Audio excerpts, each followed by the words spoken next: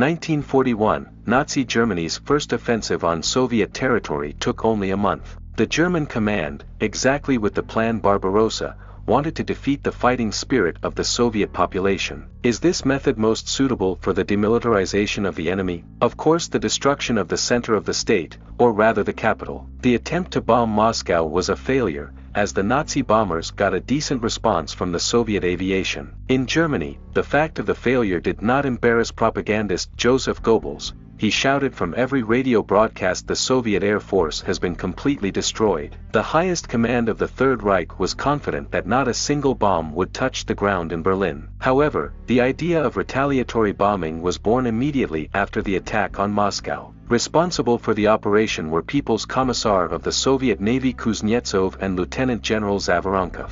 The idea of a retaliatory strike was immediately approved by Stalin himself. Now it was necessary to determine the takeoff point for the bombers. There was only one place suitable for this role: the island of Ossel, located in Estonia and controlled by the USSR. Eugene Preobrazhensky, commander of the Baltic Fleet's 1st Minesweeper Aviation Regiment, receives personal instruction from Stalin to immediately prepare for the raid. It was decided to immediately lengthen the runway. All work was held in the strictest secrecy. As early as August 4, 15 dB, 3 planes were already on the airfield. It was these bombers that would make noise in the German capital a couple of days later. A reconnaissance squadron of 5 bombless planes flew to Berlin. They managed to find out the intricacies of the air defense of the German capital. Berlin is ringed by a 100-kilometer line of air defense. Day X was August 7th. At exactly 2,100, all 15 bombers took to the sky. Each plane carried hundreds of kilograms of bombs. The military industry facilities were the main target of the air raid. In order to avoid being seen by German searchlights,